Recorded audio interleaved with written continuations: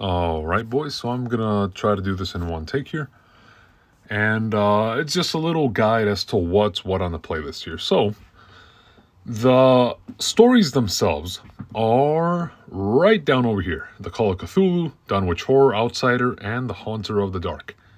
There's plenty more, but in my opinion, I think these are some of the best first stories to check out from H.P. Lovecraft.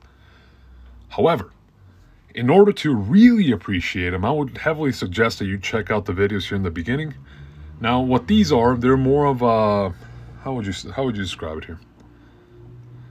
An introduction to the concept of the vastness of space. And I started from a poem, "The Sound of the Sea" by Henry Wadsworth. Beautiful poem, short poem, and that'll kind of get you in the right mindset for everything else to come. And for the video, how big is the universe? Pretty self-explanatory. Matter of fact, I'll let most of the videos speak for themselves. It does what it says on the tin. And if you take a look at them, the first couple of them are more of the ancient Greek conception of cosmology. It was more of a mathematical, physical, textural sort of worldview. But the big difference from what we have today to what they had now was that they conceptualized it in a more philosophical sense. So Pythagoras and the Music of the Spheres, that one is more of a mathematical exploration in what Pythagoras, which was he was a Greek mathematician, brilliant guy. He had I'm gonna butcher it, but to chop it up and condense a 20-minute video to a couple sentences, he had a concept that the universe was divided into concentric spheres, kind of in the video here, Aristotle's model, kind of like that, of circles within circles within circles within circles. And to him, those circles within circles within circles within circles had a certain order to them. And that order he conceptualized as a music of sorts. Not a literal music that you would listen to in a sort of playlist or with headphones or something, but more so in the concept of music, where it is a harmony, it is a balance, it is a sequence that is beautiful, logical, and understandable to humans. Which is why before they had the concept of Earth being at the center of the universe, because, it makes sense. We're here and everything else is above us. Therefore, we are at the center, everything else is above. And that's how you ended up with Aristotle's model. And that is just a little animated conceptualization of what that is.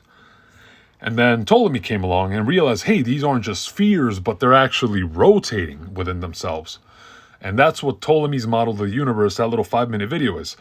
It's just an animated sequence, again, kind of visualizing another way that the Greeks conceptualized the universe of existing.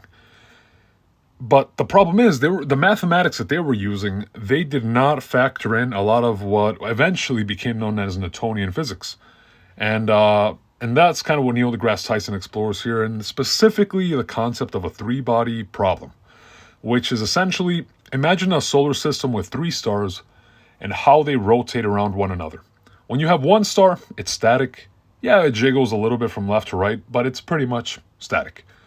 With 2 stars, they will rotate around each other or whatever their concentric center of mass would be. With a 3-body problem, that's where the math gets pretty fucking wacky, because you have 3 different gravitational bodies affecting each other in real time, and every single body, or each one of the 3 bodies, is each being pulled by 2 different ones at the exact same time. So it looks like chaos. It looks like fucking chaos when you're looking at it. And that is kind of a big detour from what Aristotle was conceptualizing, where everything was ordered, everything was beautiful, everything was streamlined, understandable, and simple. This was one of the big breakthroughs in the sense of, hey, maybe the universe isn't as simple as we think it is. And it kind of put it into perspective like, hey, yeah, we're humans, but we don't exactly understand the heavens above. We don't understand the magnitude of what's above us, not only in terms of size, but in terms of scope. And What is Beyond the Edge? It's a documentary, 48 minutes. I'm not gonna lie, it is pretty long. If you could probably get away with skipping that one, but you would be missing out on a lot of the how would you describe it? a lot of the appreciation for the beauty of infinity and of the vastness of space. Especially the first third of the video where they're exploring how big infinities really are in the sense of trying to wrap your human mind around it. I would say at least watch the first third of it. The rest of it, beautiful, heavily recommended, but you could probably get away with skipping it. And this is when we get to the meat and potatoes. The TED Ed one, the Titan of Terror, that one's, again, does what it says on the tin. It kind of introduces who H.P. Lovecraft was and a general sort of vibe as to what you're about to get into. Radio silence, short story, gets you into the mindset of, hey, yeah, we are operating as humans on Earth, communicating or trying to communicate with life in space. And I'm not going to spoil the ending, but take a listen. It has some consequences. Oppenheimer, this is more of a visual one. This one you can't really listen to. With everything else, you can just listen to it. Matter of fact, I would recommend you listen to it. But with this Oppenheimer video right here, the Can You Hear the Music, that one is a visual sort of, I'm going to call it a firewood. Some kindling that you can feed your imagination to prep you for the stories themselves. Some of the visuals that are used in the subatomic and the atomic realm in the film, you can almost apply them to, super galactic objects in space because of the sense of movement, the sense of scale, where things are beyond our wildest imaginations in terms of size, distance, and everything. But it's a sort of harmony still. There is still beauty there, but it's chaotic beauty. And then after that, we go to the eerie sounds of Saturn and then the sound of a black hole. This kind of reels it back a little bit, saying, hey, yeah, the universe is beautiful. However, it's a little fucking spooky in a certain way. Because there's noises that to the human body, they trigger a sort of fight or flight response. Where they kind of tap into the primal primate brain where it tells you, hey, this is the sound of a predator, this is the sound of danger. This is a sort of sound that Hollywood likes to use in horror films to try to get you that, creepy feeling to try to get you nervous. And these are sounds that are naturally heard in space from the cosmos. And then we move on to the meat and potatoes, the actual stories themselves. The Call of Cthulhu by H.P. Lovecraft. This one is the front door to the mansion that is the works of H.P. Lovecraft.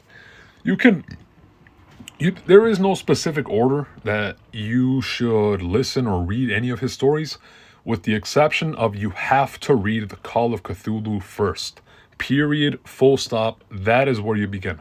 Otherwise, everything else, you'll appreciate it, but it won't make that much sense. This one kind of paints you the image of what you're getting into, what the universe is like, how it operates within his writings. And this will get you a sort of, this is the doorway. This is what gets you into his mindset.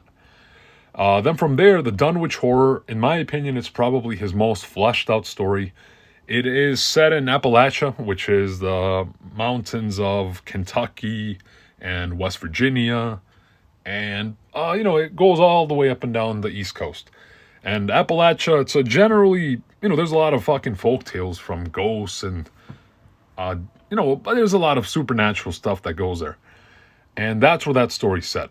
I'm going to try my best not to tell you what happens in the stories per se, because it'll make sense once you start listening to it.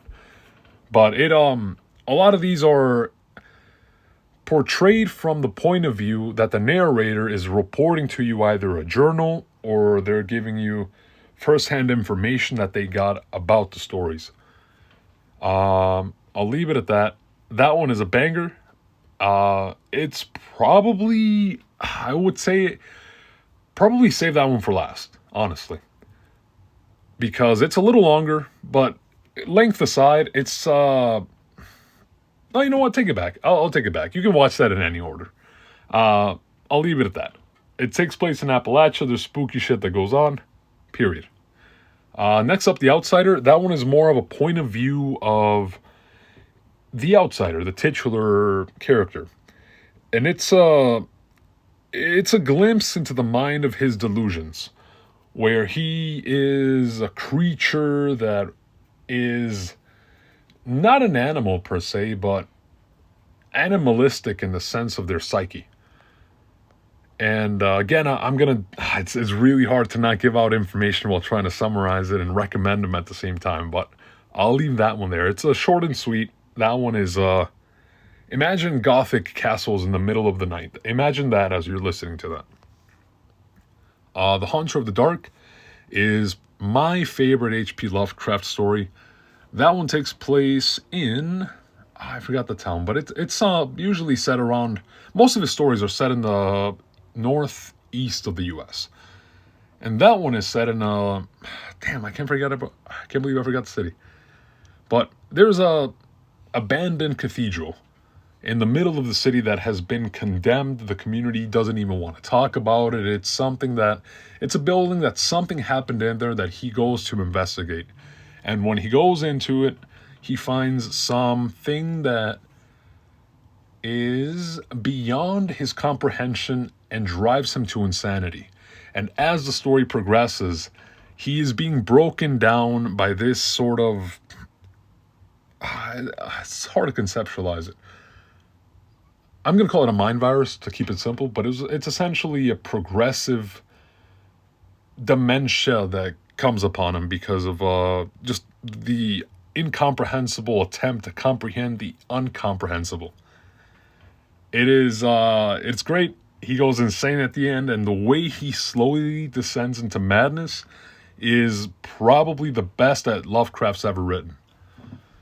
And immediately after that story ends, I heavily suggest you listen to the album by a band called Inquisition. Now, I have some major issues with the band and their politics and whatnot, and all that aside, I'm looking at the art that is the album itself. That album is essentially the psyche of the guy that just went fucking insane in The Haunter of the Dark in sound. The significance of that is that a lot of times you'll have what I refer to personally, I've never heard anybody use this terminology, as an outward representation of horror, like a picture or a movie, where you see it and it's like, oh, okay, I get it, I understand it. Whereas with an album, with the music, they have lyrics, yes, they have titles, yes. Matter of fact, I suggest that you read the title, and you can have a lyrics sheet up on the side. Doesn't matter, you don't need it. What's important about it is that you need to listen to this album with the mindset of the guy that just went insane, diving into his psyche, and imagining the images that the album and the sounds, the layers of the cacophony that they put together. Try visualizing that sound, and oh, it's a wild fucking ride. It takes you inside and it takes you outside into the darkest reaches of the universe. Beautiful album in a horrific way. It's you'll get it, trust me, you'll get it. Listen to The Haunter of the Dark and then the album. Though that combination, that 1-2 punch right there, is the reason I made this playlist. After that is another Inquisition album, and that one again keeps going in that same sort of vein, but that one is more of a little more on the nose in terms of, hey, this is inspired by H.P. Lovecraft's cosmology. It's cosmic horror and it's musicalized. And both of these albums by Inquisition, they have themes that necessarily borrow from H.P. Lovecraft's works, yes, but they're also taken from a sort of, okay, what is the most psychological horror music we can make? And that's what they are. Again, the most important thing with these albums is to try to place yourself inside of the album, between the sounds, and visualizing the atmosphere, the sounds. Try to visualize the scene that they're painting with the guitars, with the drums. It's a ritualistic, it's a raw sound, it's a hypnotic sound, it's a cultic sound. It's absolutely fucking amazing.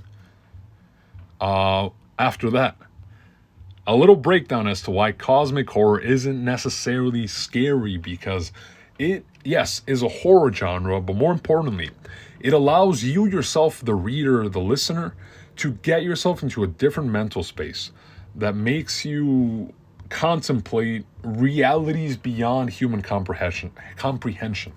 And that can be either used in horror, yes, the way H.P. Lovecraft uses it, but you can also use it to comprehend the angelic hierarchies.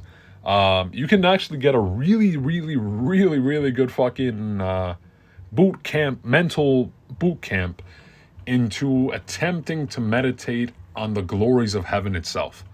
And that's what the second half of this playlist is. It's specifically a breakdown of one of the greatest novels, if not the greatest novel of all time, Dante's Inferno.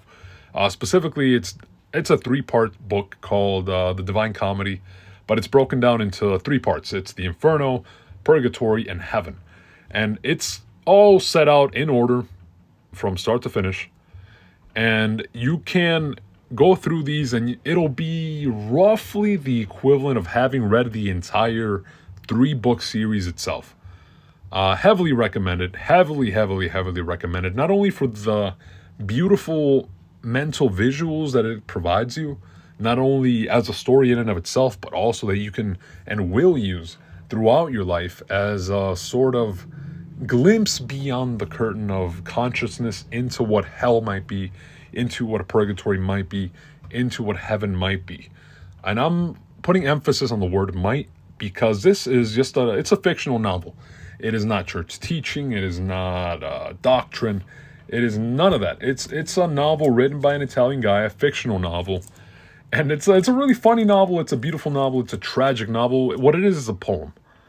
And it is raw material that you are gonna cherish for the rest of your life if you ever get around to reading it, and you will never run into a story written after the year 1700 that does not make at least a passing reference to Dante Alighieri's masterpiece.